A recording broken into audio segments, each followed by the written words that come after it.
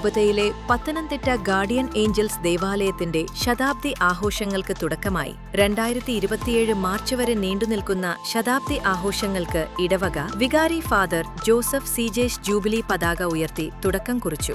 തുടർന്ന് ഇടവക ജനങ്ങളും സമീപവാസികളായ മലങ്കര, മലബാർ റീത്തുകളിലെ വിശ്വാസികളുടെയും പങ്കാളിത്തത്തോടെ ജൂബിലി സമാരംഭ കുർബാനയും അർപ്പിച്ചു. കുർബാന മധ്യേ ഫാദർ കോലിൻ നെപ്പോളിയൻ വചനപ്രഘോഷണവും നടത്തി. കുർബാനയ്ക്ക് ശേഷം ജൂബിലി പ്രാർത്ഥനയും നടത്തപ്പെട്ടു. 1927 മാർച്ച് 6-ന് അവിഭക്ത കൊല്ലം രൂപതാധ്യക്ഷൻ അഭിവന്ദ്യ അലോഷ്യസ് മരിയ ബെൻസിങ്ങർ പിതാവ് പത്തനംതിട്ട പുത്തൻപീടികയിൽ കാവൽ മാലാഖമാരുടെ നാമധേയത്തിൽ സ്ഥാപിച്ച ദേവാലയം ശതാബ്ദിയിലേക്ക് ചുവടുവെക്കുകയാണ്.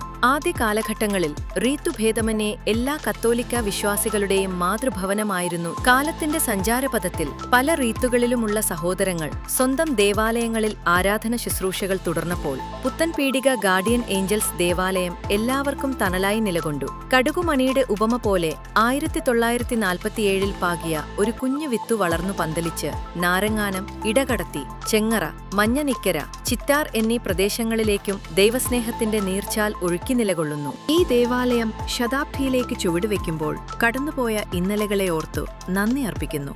കഴിഞ്ഞ കാലങ്ങളിൽ കൊല്ലം പുനലൂർ രൂപതകൾ നയിച്ച അഭിവന്ദ്യ പിതാക്കന്മാരെ അനുസ്മരിക്കുന്നു.